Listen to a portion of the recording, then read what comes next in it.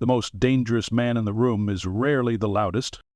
What begins as a young officer's attempt to assert control quickly becomes a lesson he never expected. Willpower, experience, and silence speak louder than a badge. Let us know in the comment section below. And don't forget to subscribe as this story unfolds. Frank Morrison didn't flinch when the young officer raised his voice. He just stood there, arms loose at his sides, eyes steady, not blank, not hostile, just steady. The kind of look that doesn't ask for respect, but measures whether you've earned it. Officer Tyler Brooks, 26, broad-shouldered and buzz-cut, had been on the force just under a year. Rookie, technically, but already developing the edge that comes with a uniform. His patrol partner had called in sick that day, and Tyler had been itching for a solo shift anyway. He wanted to prove he didn't need a babysitter. So, when he saw the older man standing outside the shooting range, a location that had been the subject of complaints about unauthorized drills, he figured this was it, his moment to step up, take control, keep the community safe. "Sir, I said step away from the gate," Tyler repeated, hand resting on his holstered sidearm, voice sharper this time. "This is restricted right now. What you doing here?"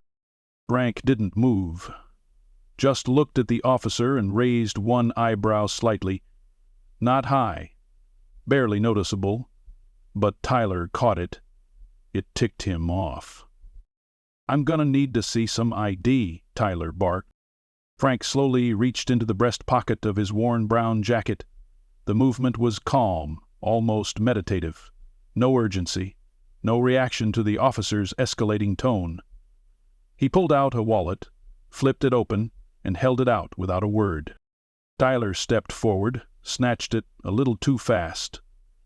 Inside was a clean military ID, retired, but the name on it caught his eye. Franklin Morrison. There was another laminated card behind it, issued by the state. Tactical Training Supervisor. Ryder looked from the card back to the man in front of him. 68, maybe 70. White beard trimmed close, build still solid, stance firm. Like he belonged there. Like he'd always belonged in places like this. "Mm-hmm. You're with the state?" Tyler asked, voice less aggressive now. Frank said nothing, just nodded once. Tyler looked again at the ID. It wasn't fake. It had the seal, the signature of the current director. His jaw tightened. He felt the embarrassment start to rise, hot and sharp behind his ears. His earlier adrenaline now curdled into something less noble. "You should have said that earlier," he muttered, trying to pivot. "You looked like you were loitering." Frank gave a small shrug. Didn't ask. That stopped Tyler cold. Not the words, but the weight behind them. Calm, blunt. Not rude, but not submissive either. Tyler stepped back, trying to reclaim some footing. "You know, we've had complaints. Neighbors say this range has been active at odd hours, loud drills. Civilians aren't allowed in without supervision." Frank's gaze didn't waver. "No civilians here. I mean people without clearance. I'm cleared." "I got that now," Tyler said, trying to force a chuckle, but it landed awkwardly. He looked around. The lot was empty except for a dusty red pickup with state plates, and a single metal sign reading, "Authorized personnel only, tactical instructors and law enforcement." Frank turned slightly, opening the gate with a key. Not a badge swipe, a physical key, metal, worn, used often. "You coming?" he asked without looking back. Tyler blinked. "Coming where?" Frank paused, hand resting on the chain link as the gate creaked open. Inside, "You want to know who's training your SWAT unit tomorrow, don't you?" There it was, the edge of the mystery Tyler hadn't seen coming. He followed. The range wasn't fancy. It was rugged, lined with cracked concrete and sand pits, a few human-shaped targets pinned against old wood frames. Off to the side was a modified obstacle course, rope climbs, balance beams, a door frame rigged with breeching hinges. All quiet, all maintained. Frank walked slowly but deliberately, like a man who didn't need to prove anything. He dropped his bag on the ground near a bench and opened it. Inside was nothing dangerous. Just gloves, a folder, a pair of ballistic goggles. "You trained SWAT?" Tyler asked, still not sure how to thread the tone of the conversation anymore. Frank looked up. "Train? No." Tyler frowned. "But the ID... I develop the curriculum. I teach instructors. I brief crisis teams. If you mean, do I stand next to guys with rifles and yell, 'Go'? Sometimes. But usually they come to me." Tyler had no answer for that. He watched as Frank moved to the center of the range and lifted a clipboard from the bench. He tapped something, then looked back.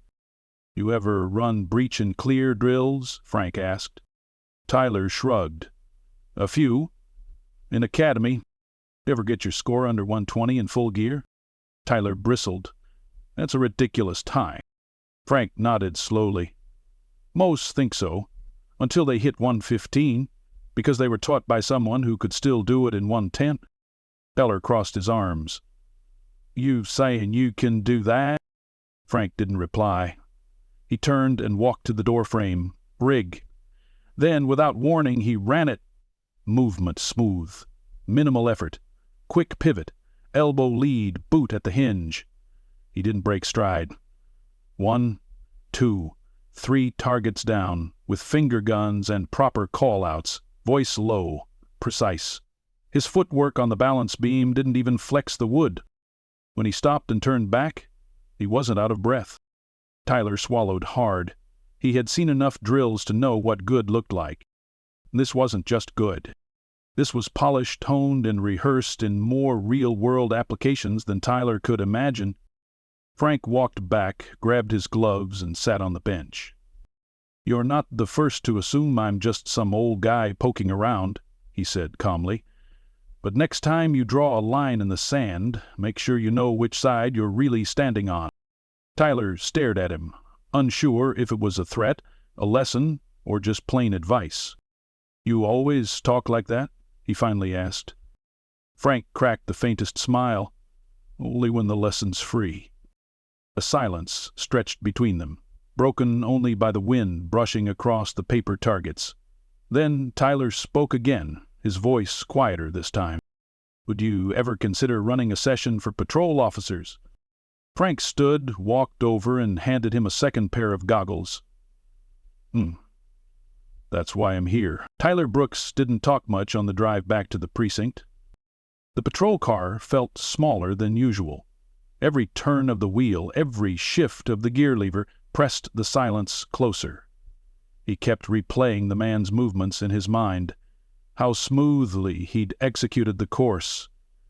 How his words had cut deeper than any rebuke from a sergeant or captain ever had. It wasn't just the embarrassment. It was the shift, the way reality had bent sideways for a moment. He had walked in expecting a standard loitering incident. What he'd found was a man who moved like a ghost from some covert movie and carried himself like he'd built the very institution Tyler had sworn to uphold. Back at the station, Tyler dropped into his chair. The bullpen buzzed with chatter from the day shift wrapping up, papers rustling, phones ringing, half-drunk coffees being topped off. But Tyler just sat, eyes on the screen in front of him, hands still on the keyboard but unmoving. His partner, Robbie Fielding, slapped a report onto the desk with his usual flair. "Missed all the fun this morning?" Robbie grinned. "Got called out to a guy screaming about his neighbor's Halloween decorations being satanic. October's here early, man." Tyler didn't laugh. Robbie frowned. "You good?" "Yeah." Tyler nodded slowly. "Just had a moment." Robbie leaned back in his chair. "Moment like you froze up?" "No," Tyler said flatly. "Moment like I mistook a tactical instructor for a trespasser." Robbie's brows shot up. "Wait, who?" Tyler rubbed his forehead. "Frank Morrison." "Oof," Robbie said, mouth tightening. "Yeah, you don't want to bark up that tree." "So you do know him?" "Not personally, but I've heard. SWAT guys call him the Gray Ghost. Used to be Green Beret. Some say he worked with Tier 1 units after retirement, training consultants, black site stuff. But it's always vague. You know the type. Low profile, high impact." "I thought he was just some old guy standing near the range." "Yeah," Robbie said with a chuckle. "That's the point." Tyler leaned back, exhaling slowly. It felt like the start of something. Not a scandal, not a reprimand, but a reckoning. He wasn't as ready for the street as he thought. The badge gave him authority, but not wisdom, and certainly not respect. Later that evening, as Tyler pulled into his apartment complex, he noticed a gray truck parked 2 rows over. Red state plates, same ones he saw earlier that day. Frank was leaning against the tailgate, arms crossed, looking up at the dimming sky. Tyler stepped out of his car cautiously. "You lost?" he called. "Nope," Frank replied. "Drop by to return this." He held up a laminated training schedule. "You left it on the bench." Tyler walked over, took the paper. "Thanks." Frank nodded but didn't move. The quiet settled between them again. Dense, deliberate. Tyler shuffled his feet.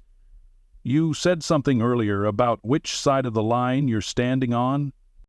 "I did. I didn't like how that felt." "Good," Frank said. "Means you were listening." Tyler looked at the old man, squinting against the gold and purple hues of the sunset. "You ever teach rookies? I mean, really teach.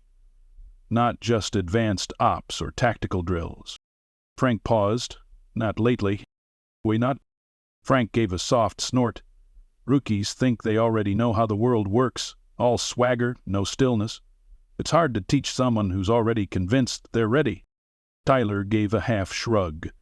"Some of us figure it out the hard way." "You did today." Tyler glanced down, shame flickering behind his eyes. "You ever screw up like that?" Frank smiled faintly. "Once, midway through a recon op in Syria. I assumed a man was just a farmer. Turns out he was transmitting coordinates to an artillery unit." "What happened?" "My squad nearly got shelled. We made it out. But I never forgot that man's eyes. He was calm. Like you were." Frank nodded. "Calmness is not passivity. It's control." Tyler looked at the paper in his hand. The training schedule, neatly typed, initials on the bottom in red ink. FM, every Tuesday and Thursday, 700, weapons and movement drills. A note in small font at the bottom, attendance optional but consequences are not. "You serious about this?" Tyler asked. Frank's eyes didn't waver. "Dead serious." Tyler nodded once. "Then I'll see you Thursday." As Frank climbed into his truck, Tyler turned back toward his apartment. He didn't feel smaller than before, just less inflated. Like a soldier who'd taken off the armor and realized his skin was still thick enough without it. 2 days later, the sun hadn't yet risen when Tyler pulled into the shooting range parking lot. He expected to be the first there. He was wrong. Frank was already on the course, setting up barricades and target silhouettes. Another man stood nearby, tall, solid, holding a clipboard. He wore civilian clothes but moved like he'd never taken off the uniform. "You're early," Frank said without looking up. "So are you?" Tyler replied. Frank nodded toward the other man. "This is Javier Torres, former Delta. He assists when I run these." Javier extended a hand. "You must be the rookie who got corrected in the field." Tyler shook it. "Word travels fast." Frank cracked a grin. "Good lessons echo." The next hour was the hardest physical training Tyler had experienced since the academy. But this wasn't like the drills back then. These had a purpose. Each motion linked to a principle. Cover, assess, engage, move. Frank didn't bark like a drill instructor. He didn't need to. His voice carried weight, the kind that makes you obey out of respect, not fear. At 800, more officers arrived, some off duty, some SWAT, Some, like Tyler, young, hungry, and unsure where they fit. They all stood straighter around Frank. During a break, Tyler sat on a bench chugging water, sweat rolling down his neck. Javier dropped down beside him. "You're doing better than I thought," he said. "Yeah. Most guys don't come back after being humbled." Tyler nodded slowly. "I've been on the job less than a year. Already figured out I've got a lot to learn." "Then you'll do just fine." Tyler looked across the range at Frank, who was adjusting a target frame, calm and deliberate. "What's his story?" he asked. "Really?" Javier smiled. "They say he was deep recon, black ops, Iraq, Afghanistan, maybe more. They say he refused promotions to stay in the field. Some say he trained guys who trained Navy SEALs. Others say he ghost-wrote half the breaching manuals you read in SWAT. And what do you say?" Haley turned to him, voice quieter now. "I say that man has seen more in war and peace than any of us could survive. And still, he shows up, teaches, trains, gives a damn. That's the story that matters." Tyler didn't reply, just stood up, tightened his vest, and headed back toward the course. He wasn't there to catch up to Frank Morrison. He was there to learn how to begin. Frank Morrison sat alone on the edge of the range's steel shipping container, his boots resting on a stack of worn-out rubber mats. His eyes scanned the distance, not for threats, not for targets, but for rhythm. He'd always believed that reading a man's rhythm told you more than any background check. That morning, Tyler Brooks had shown up before dawn again, and this time he hadn't needed a schedule to remind him. The kid was starting to move like someone who wanted to be better, not just seen as better. Frank respected that. But respect wasn't the same as trust. A few yards away, Tyler was resetting targets, sweat already soaking the back of his duty shirt. His movements were tight, deliberate. Better footwork today, better balance on the turns, less adrenaline, more breath control. He was learning. But Frank had seen too many fast learners stall once pressure cracked the surface. "Morning, Frank," she said, walking up without hesitation. "I didn't expect you here today." Frank dropped down from the container. "Didn't expect you to come out in heels." She smirked. "Board meeting's in an hour. Figured I'd drop this off before the parade of buzzwords begins." She handed him a folded packet. "Training review. They want new metrics for post-incident performance. You'll love it." Frank glanced at the paperwork but didn't open it. "Another algorithm that doesn't account for heart rate? Or moral clarity?" "Something like that." Tyler approached, wiping his brow, curious but quiet. Frank didn't introduce him. Garcia noticed the rookie but said nothing, letting silence test him. Tyler stood firm. "He's coming along," Frank finally said. Garcia arched an eyebrow. "This the one from the complaint last month?" "No complaint was filed," Tyler cut in. She looked at him now. "That's not what I asked." Frank stepped between them with the subtle ease of someone redirecting a breach path. "He had a hard lesson. He's earning something back." Garcia gave Tyler a hard look, then back at Frank. "I trust your judgment. But the mayor's been sniffing around since the budget meeting.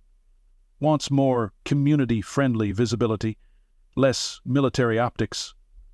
"That includes you." Frank's jaw flexed slightly. "He wants softer training, more less tactical nostalgia and more press-ready buzzwords. He thinks flashbangs scare people." Frank didn't respond, just folded the packet and tucked it under his arm. "Careful," Garcia said as she turned toward her car. "Some folks think silence is compliance, but others think it's defiance." As she drove off, Tyler approached again. What would she mean by that? Frank didn't answer right away. He walked over to the dummy rig they used for downed officer extraction drills, picked it up over his shoulder, dropped it across the field, then turned back. She meant, the people in charge don't know what it takes to keep a man alive. They only know how not to look bad on camera. Fire followed. "So why do you keep showing up?" Frank stopped. The question was too direct to ignore. He set the dummy down and turned to the younger man.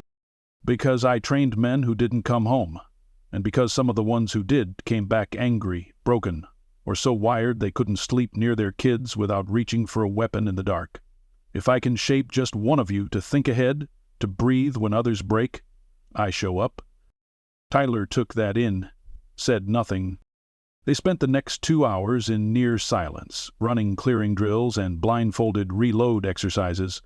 Frank pushed Tyler harder than anyone else on the course, corrected his grip, adjusted his foot placement mid-move, forced him to navigate under stress, with strobe lights flashing in his eyes and sirens in his ears. It wasn't punishment, it was formation, and Tyler didn't complain once. When it was over, and the other officers had left, Frank handed Tyler a bottle of water, and finally sat down under the low metal awning near the truck. "You keep showing up?" Frank said, almost like a question. Tyler nodded. "I don't want to be the guy who assumes, or freezes, or disrespects people just because I think I'm in charge." Frank nodded slightly, accepting that answer without praise. "You have a temper, I know, and you're trying to bury it." "I'm trying to own it," Tyler said. "But some days, yeah, I feel it pulling hard." Frank leaned back, looking at the sky. "You're not the first. Anger's a cheap fuel. Burns hot, feels strong, but it leaves you empty when the fire dies." Tyler sat down beside him, letting the silence stretch. After a while, he said, "My dad was a cop, old school. Got decorated twice, retired after 30 years. Frank turned slightly. He used to say, "Fear earns respect." Frank's mouth flattened. "Your dad's wrong. I know that now," Tyler said. "But I grew up thinking force was the only way to stay in control." Frank exhaled slowly. "Control is an illusion. You don't control people. You create space for better choices. That's leadership." Tyler nodded. "You ever lose control?" Frank's gaze hardened, but not at Tyler, at something distant. "Yes," he said. "In 2004, Kandar. A kid, we thought he had a vest. Turned out he was holding a sat phone. My second guess too long. I didn't. The kid didn't make it." Tyler didn't speak. "I see his eyes every time someone says, 'Trust your instincts.'" Frank looked down at his hands. "We don't get to erase our mistakes. We only get to be men worth following despite them." That stayed with Tyler as he walked back to his car that evening. He didn't drive home. He sat in the lot for an hour, just thinking. He thought about the badge on his chest, the gun on his hip, the kid in Kandahar he'd never met, and the old man who bore that memory with no self-pity. The next day at the station, Captain Weller called Tyler into his office. A manila folder sat on the desk. "You've been training with Morrison?" he asked, not looking up. "Yes, sir." Weller opened the file. "I've had 3 sergeants mention you by name. They say you've improved, focused, less hot-headed. I'm trying." Weller closed the file. "We're opening a new community tactical outreach unit. Blend of patrol and training liaisons. Morrison recommended you." Tyler blinked. What?" "He doesn't recommend people lightly," Weller said. "He also warned me. If the kid forgets again who he serves, I'll personally disqualify him." Tyler let that land. He nodded. "I won't forget." As he walked out of the office, his phone buzzed. A text from an unknown number. "Thursday, 500, Urbanson House. Don't be late. F." Tyler smiled to himself. Not because he'd earned Frank's approval, but because he was still being tested, and this time he wasn't afraid of the pressure. The old urban simulation house stood like a forgotten relic at the edge of the training compound. 2 stories of cracked brick, faded gray siding, and broken blinds dangling from second-floor windows. It was originally built to mimic a suburban hostage scenario site, but years of budget cuts had reduced its use to just the bare-bones tactical sessions. Frank Morrison liked it that way. Fewer cameras, fewer observers. It gave the work purity. Tyler Brooks pulled in right at 4:58, headlights sweeping across the gravel lot, catching the reflective tape still clinging to some of the doors like wounded badges. He parked beside Frank's truck and climbed out without hesitation. There was no hesitation in his stride anymore, no anxious glances, just the quiet hum of a man carrying weight and learning how to distribute it. Frank was already inside. Tyler found him kneeling over a duffel bag, arranging training knives and dummy pistols in neat rows on a tarp. "You're late," Frank said without looking up. Tyler checked his watch. "It's 4:59. Frank stood, holding a pair of protective goggles. "Then you're not early." Tyler took the goggles and strapped them on. "Lesson number 1? Frank nodded. "The people who survive are the ones who prepare before the clock starts." He handed Tyler a breaching tool, just a dummy Halligan bar wrapped in foam. Still had heft to it, though. "Today's scenario is pressure-focused," Frank said. "You'll run it 4 times. First run, solo. Second, with a partner. Third, you'll call the shots. Fourth, you'll watch someone else and decide if they live or die." Tyler raised an eyebrow. "You putting that on me?" Frank stared at him. "A leader decides where the bullet goes, even if he never pulls the trigger." They started the first run. Tyler moved through the simulation with cautious speed, sweeping corners, calling out commands. It wasn't perfect. He missed a side door, hesitated at a stairwell. Frank said nothing. He simply made a note on his clipboard each time Tyler made a decision, good or bad.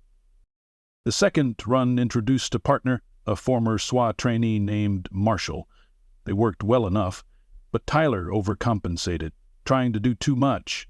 At one point, he barked an order that contradicted Marshall's angle, causing them to overlap firing zones. Frank called reset and made them start from the beginning. By the time they reached the third round, Tyler was drenched in sweat. The urban house was hot, humid, dust thick in the air, but his mind was sharper than before. He moved like someone with a blueprint in his head. "You call the shots," Frank said as they stepped back into the threshold. Tyler paused, breathing steady. "Marshall, go wide right. I'll post at the window. We go in clean. No verbal unless engaged. If we see red shirt, that's hostage. Blue is threat." Frank added a twist. "One of the threats is hiding. If you don't find him, you both die." Tyler nodded and led the charge. He didn't just move with confidence. He moved with conviction, the kind that says, "I've been here before," even if he hadn't. But at the end of the run, Frank said nothing for a full minute.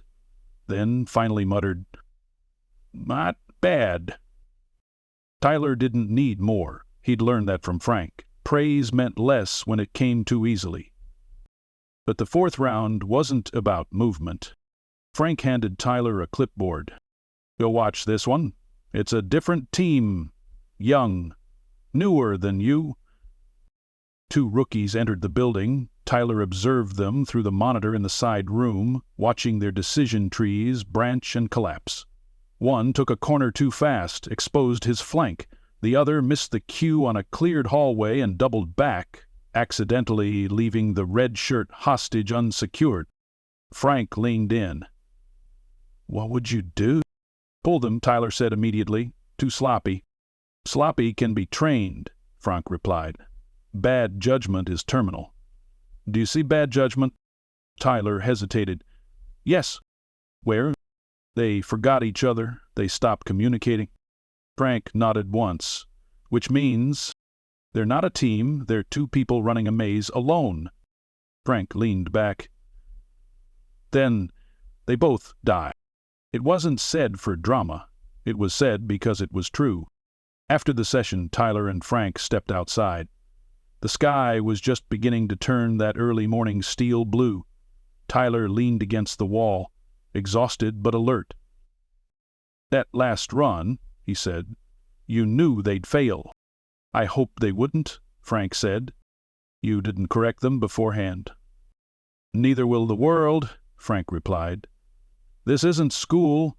You train like you'll be tested, or you fail when you can't afford to." Tyler looked out toward the highway, where early commuters were starting to appear in brief flashes of headlights. "I had dinner with my father last night," he said quietly. Frank's posture stiffened, but he said nothing. He told me I'm wasting my time training with you." Frank's face didn't change. "Of course he did. Said I was chasing shadows, that I was getting pulled into the veteran mystique." His words. Frank cracked the faintest smirk. He always was a political cop. Tyler turned to face him. "You knew him?" "I trained him," Frank said. "Years ago, before you were born." Tyler's mouth opened, then shut again. "He was sharp," Frank continued, "fast on tactics. But he didn't believe in limits, his own or others. That's why he never understood the difference between commanding fear and earning respect. He still does." Frank folded his arms. "You're not him." Tyler nodded slowly. "That's what I keep trying to prove." "You don't have to prove it to me." "Then who?" "Myself." A silence stretched between them, thicker than before. Then Frank spoke again, quieter this time. "I used to think legacy was about what you pass on, but sometimes it's about what you refuse to carry forward." Tyler felt something shift inside him, a heavy stone he didn't realize he'd been holding. He left the training compound with a different gait. Not cocky, not broken, just steady. But the world didn't let you walk in peace for long. Later that afternoon, back at the precinct, Tyler was filling out an incident report when Sergeant Maynard burst into the bullpen, face red. "Brooks," he snapped, "you've got a visitor." Tyler stood. "Who?" "Some guy from internal wants a word." Tyler's gut sank. Internal affairs wasn't standard procedure for a rookie unless someone filed a complaint, or unless they'd become visible to people who didn't like what they were seeing. He walked into the conference room, where a clean-shaven man in a blue suit waited, notepad in hand. "Officer Brooks," the man said, "I'm Agent Laird. I'm reviewing recent training methods being used by third-party consultants, particularly those affiliated with high-level tactical instruction." Tyler stayed standing. "Frank Morrison." Laird smiled thinly. "Yes. We've had some concerns about his involvement. Some city officials are uneasy with his legacy is saving lives. Perhaps, but his methods are outside regulation. He's not officially sanctioned anymore. There's talk of cutting ties permanently." Tyler's jaw clenched. "That would be a mistake." "Maybe," Laird said. "Maybe not. Either way, we'll be watching." When Laird left, Tyler didn't sit back down. He headed straight for his phone. He dialed the number from the training schedule. "Yeah," Frank's voice answered. "They're coming for you." A pause. "Let them," Frank said. Tyler didn't hang up. "I won't let it happen quietly." Frank exhaled on the other end of the line. "Then I hope you've got more than guts, kid. Because you're about to find out what it costs to stand next to a man whose reputation swings like a blade." Frank Morrison stood at the edge of the drill yard, arms crossed, watching as dust rose from a group of younger officers rehearsing doorway entries. He wasn't directing them today. That job had been handed off to a civilian contractor, someone who'd never seen combat but wore tactical gear like it was a Halloween costume. It wasn't hard to spot the difference. The rhythm was wrong. The flow of their movements came from theory, not necessity. Behind Frank, a laminated sign flapped in the morning breeze. "Effective immediately. All external trainers must be pre-certified by State Oversight Committee." It was taped hastily over the rusted wall of the storage unit like a bureaucrat's way of erasing history. He hadn't been given official notice, but he didn't need it. The writing had been on the wall since Laird showed up. He adjusted the cap on his head. the faded embroidery of a Special Forces insignia barely visible anymore. Some legacies weren't meant to shine. They were meant to endure. Tyler Brooks arrived late. Not his usual style. His uniform shirt was untucked at the back, his hair slightly damp, but his eyes were sharp, focused. He jogged up to Frank like a soldier reporting in, not like a patrol cop. "They pulled your credentials?" he asked. Frank nodded. "That's bull." Frank raised a hand, silencing him. "It was coming. I'm just surprised it took this long. They're replacing you with consultants who've never even fired their weapons outside of a range." "They're replacing me with safer optics," Frank corrected. Something easier to explain at press conferences. Tyler stepped in front of him. "Then we make noise." Frank looked past him toward the trainees. "You really think they'll listen to you? You're still figuring out where your locker is." "I don't care," Tyler said. "What you've given us, what you've given me, it doesn't vanish because some suit and a tie is afraid of grit." Frank's gaze shifted back to Tyler, slower now, measured. There was a kind of pressure in silence, and he'd used it for years as a teaching tool. Tyler didn't flinch beneath it, not anymore. "You believe in this that much?" Frank asked. "I know you're willing to bleed for it?" Tyler's jaw clenched. "Yes." Frank nodded once. "Then it's time you stop being a student." That afternoon, Frank and Tyler sat together in the back of the precinct's motor pool garage, away from the cameras, the walls, and the watchful eyes of people who never truly understood the price of clarity. Frank handed Tyler a small binder. Military green, edges frayed. "What's this?" "Curriculum. Everything I used to teach the Tier 1 guys. Adapted for LEOs. It's what the brass doesn't want to see because it doesn't fit in a slide deck." Tyler flipped it open. The first page was handwritten. Lesson 1. When you step into chaos, bring order, not noise. "You're giving this to me?" Tyler asked. "I'm passing it to you," Frank corrected. "I'm done."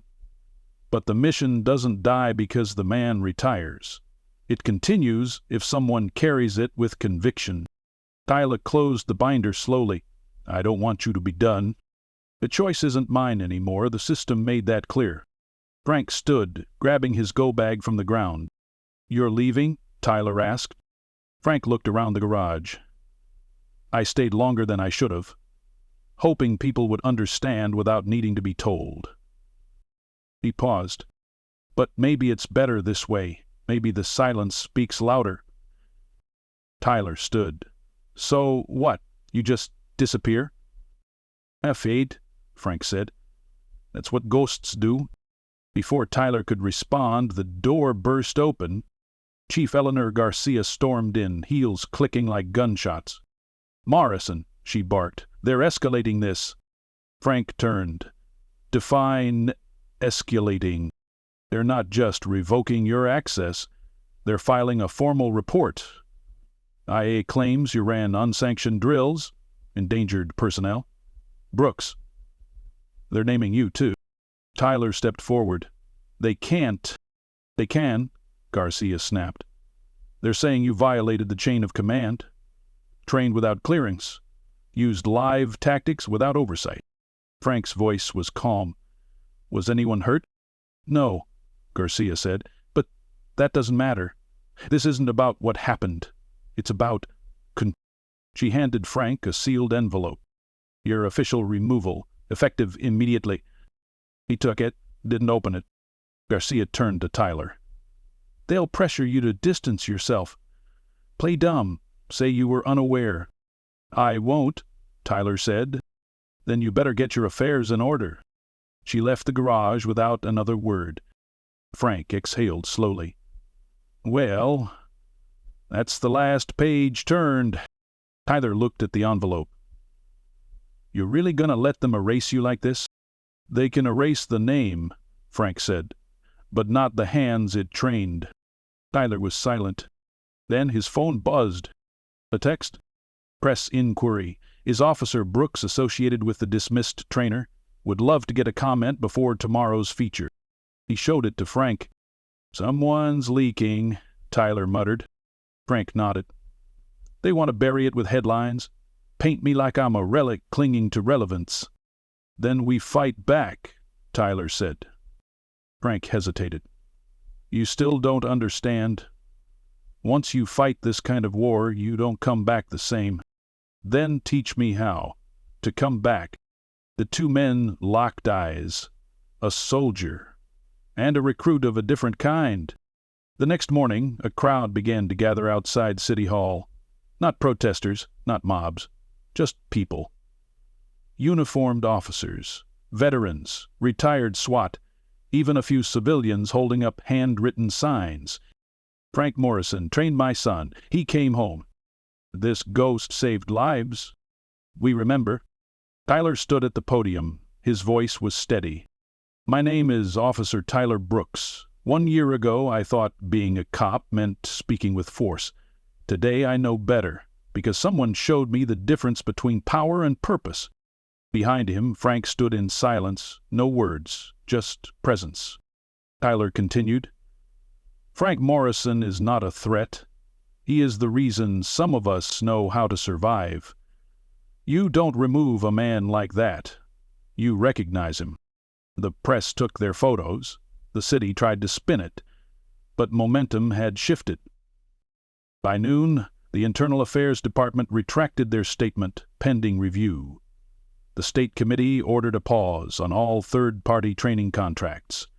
And the mayor, caught flat-footed, issued a soft, vague tweet about reassessing policy with community values in mind. Frank didn't celebrate. He just walked away from the cameras, the lights, the noise. Tyler caught up to him near the sidewalk. "You're cleared," he said. "I was never guilty," Frank replied. "You're back in." Frank shook his head. "No. That fight was yours. And you won." "I guided," Frank said. "There's a difference." Tyler reached into his jacket and pulled out the binder. "Then guide me one more time. Help me finish what you started." Frank took the binder, held it in his hands, then handed it back. "You already are." And with that, Frank Morrison walked into the crowd. Not as a man being erased, but as a legacy carried forward. 6 months later, the range had changed. The rusted barriers had been repainted, the grass cut back. A new sign hung near the front gate, bolted into fresh timber, "The Morrison Field Training Complex," honoring the standard, not the trend. It wasn't flashy, no gold plate, just black lettering etched into clean, durable steel. It didn't need to shout. That was never Frank Morrison's way. Tyler Brooks stood beneath that sign as a line of young officers approached the yard in pairs, each holding a training schedule in hand. A few looked nervous. One or two laughed nervously about the rumors they'd heard, stories about how brutal the sessions could be. But there was no fear in Tyler's voice as he welcomed them. "Check your egos at the gate. What you'll learn here will keep you alive. What you refuse to learn might kill someone else." He didn't bark. He didn't preach. But he commanded, quietly, the way Frank did. Across the compound, a low rumble announced the arrival of a truck, an old red one with state plates. It slowed near the edge of the gravel and came to a full stop just outside the range. Frank sat in the driver's seat, window rolled halfway down, arm resting on the frame. He didn't wear his badge anymore, didn't wear the hat. But when Tyler looked up and met his eyes, nothing needed to be said. Frank gave a small nod. Tyler returned it, sharper, crisper. Training began. And Frank remained at the edge, watching. He hadn't returned to reclaim anything. He had come to see what had grown. Inside the range, the rookies were introduced to stress drills, time-limited movements, forced decision scenarios, and, most importantly, shared accountability. Tyler didn't run them like a drill sergeant. He ran them like a man who remembered every mistake he'd made, every lesson Frank had drilled into him when the world had stopped being hypothetical and started becoming real.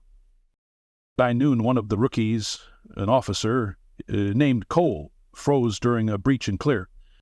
Tyler called a hard stop. Cole stood there, breathing heavy, eyes on the ground. Tyler walked up to him, voice low but direct. "What happened?" Cole didn't look up.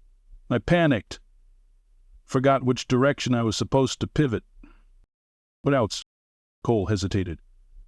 I got scared. I thought I might hit the red target." Tyler nodded slowly. "Good." Cole blinked. "Good?" "You admitted it," Tyler said. "Fear's not your enemy. Arrogance is." He looked over at the rest of the team. "You can learn to breathe through fear. You can train for chaos. But you can't teach someone who thinks they're already right. That's why we're here. To earn it." Tyler's words carried through the range, not by volume, but by weight. After the session ended, Cole lingered behind. "Sir?" he asked. Tyler turned. "Go ahead." "I heard you trained with Morrison." Tyler glanced toward the truck. "I still do." Cole followed his gaze, confused. "He's not on the schedule. He works really well. Doesn't need to be." Cole nodded, trying to understand something that could only be felt. "Did he ever say anything to you that stuck?" Tyler smiled faintly. "A few things, but there's one I remember every time I wake up before sunrise." "What is it?" Tyler looked back at him. "If your goal is recognition, you're in the wrong uniform. If your goal is service, you won't need a uniform at all." Cole didn't respond. He just nodded and walked off quietly, letting those words find a home somewhere in the back of his mind. Tyler packed up later that afternoon, loading the gear back into the storage shed. The wind had picked up, blowing dust across the mats. He was wiping down the steel training plates when he heard footsteps behind him. "Not bad," Frank said. Tyler didn't turn. "I thought you were just here to watch." Frank shrugged. "Guess I got curious." Taylor smiled. "They're learning. They are." Frank stepped closer, picking up a spare helmet from the shelf. He turned it in his hands like it was something unfamiliar, though he'd worn one for decades. "You knew they'd try to break you," he said. "I did." "You didn't back down." Frank set the helmet down. "You didn't have to speak for me back then," he said. "I didn't do it for you." Frank looked at him. Tyler added, "I did it because the silence was making the wrong people louder." The two stood in the shed for a moment, no more words needed. Outside, a group of officers had gathered under the awning near the entry. They weren't on the clock anymore. They weren't being paid to stay. But they stood there, passing stories, asking questions, laughing in that low, grateful way only people who had sweat together could. Frank watched them. "You gave them something I never could," he said. Tyler shook his head. "Everything I gave them came from you." Frank's eyes narrowed with a soft smile. "And we both did something right." That evening, Tyler drove out of the city toward the edge of the county, where the lights grew sparse and the air smelled more like pine than pavement. He turned off on a narrow road lined with flagpoles and old concrete markers. He stopped at a small memorial dedicated to those who served quietly and taught loudly. At the base of the stone sat a plaque that had been installed only weeks ago. Franklin Frank Morrison, Master, Sergeant, Ghost, Guardian of the Next Generation. Tyler stood in front of it, hands in his pockets. Behind him, headlights pulled in. Frank stepped out, silent as always. "You came," Tyler said. "I wasn't sure if I should." "You should." They stood there, both men side by side, staring at the name etched into the plaque. Frank chuckled softly. "You do realize I'm not dead?" Tyler grinned. "Not yet." Frank smirked.